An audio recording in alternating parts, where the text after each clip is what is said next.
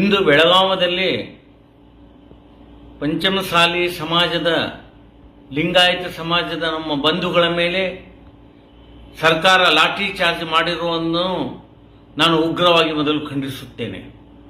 ಪಂಚಮಸಾಲಿ ಶ್ರೀಗಳ ನೇತೃತ್ವದಲ್ಲಿ ನಡೆದಂತಹ ಈ ಹೋರಾಟ, ಅವರ ಬೇಡಿಕೆಯನ್ನು ಸರ್ಕಾರ ಶಾಂತ ರೀತಿಯಿಂದ ಆಲಿಸಿ ಅದಕ್ಕೆ ಪರಿಹಾರವನ್ನು ಕೊಡ್ತಕ್ಕಂಥ ಕಾರ್ಯ ಮಾಡಬೇಕಾಗಿತ್ತು. ಆದರೆ ದುರ್ದೈವ, ಇವತ್ತು ಶ್ರೀಗಳನ್ನೇ ವಶಕ್ಕೆ ತೆಗೆದುಕೊಂಡಿದ್ದಾರೆ. ಇವತ್ತು ನಮ್ಮ ಬಸನಗೌಡ ಪಾಟೀಲ್ ಯತ್ನಾಳ್ ಅವರನ್ನು ವಶಕ್ಕೆ ತೆಗೆದುಕೊಂಡಿದ್ದಾರೆ.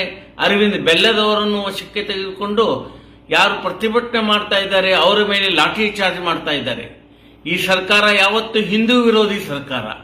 ಈ ಸರ್ಕಾರ ಯಾವತ್ತಿಗೂ ಕೂಡ ನಮ್ಮ ಪರವಾಗಿ ಬೇಡಿಕೆ ಇಟ್ಟಂತಹ ಸಮಾಜದ ಬಾಂಧವರ ಬಗ್ಗೆ ಎಂದಿಗೂ ಸ್ಪಂದನೆ ಮಾಡ್ತಾ ಇಲ್ಲ.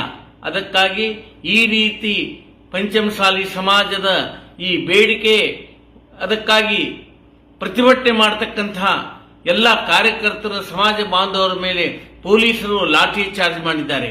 ಇದು ಹಿಂದೂ ವಿರೋಧಿ ಸರ್ಕಾರ, ಇದು ರೈತ ವಿರೋಧಿ ಸರ್ಕಾರ ಅನ್ನೋದು ಇನ್ನೊಮ್ಮೆ ದೃಢಪಟ್ಟಿದೆ. ಇದನ್ನು ಸ್ಪಷ್ಟವಾಗಿ ನಾವು ಉಗ್ರವಾಗಿ ಪ್ರತಿಭಟನೆ ಮಾಡ್ತೇವೆ. ಯಾರು ಪಂಚಮಸಾಲಿ ಸ್ತ್ರೀಗಳು ಅವರಿಗೆ ರಕ್ಷಣೆಯನ್ನು ಕೊಡ್ತಕ್ಕಂತಹ ಕೆಲಸ ಮಾಡಬೇಕಾದಂತಹ ಸರ್ಕಾರ ಅವರನ್ನೇ ವಶಕ್ಕೆ ತೆಗೆದುಕೊಳ್ತದೆ. ಸರ್ಕಾರದ ಪ್ರತಿನಿಧಿಗಳನ್ನು, ಜನಪ್ರತಿನಿಧಿಗಳನ್ನು ವಶಕ್ಕೆ ತೆಗೆದುಕೊಳ್ತಾ ಇದೆ. ಈ ರೀತಿ ಹೋರಾಟವನ್ನು ಹತ್ತಿಕ್ಕೋತಕ್ಕಂಥ ಪ್ರಯತ್ನ ಮಾಡ್ತದೆ. ಇದರಲ್ಲಿ ಕಾಂಗ್ರೆಸ್ ಸರ್ಕಾರಕ್ಕೆ ಇದರಲ್ಲಿ ಯಶಸ್ಸು ಸಿಗುವುದಿಲ್ಲ. ಮುಂದೆ ಕಾಂಗ್ರೆಸ್ ಸರ್ಕಾರ ಇದಕ್ಕೆ ದೊಡ್ಡ ಬೆಲೆಯನ್ನು ಕೊಡಬೇಕಾಗ್ತದೆ.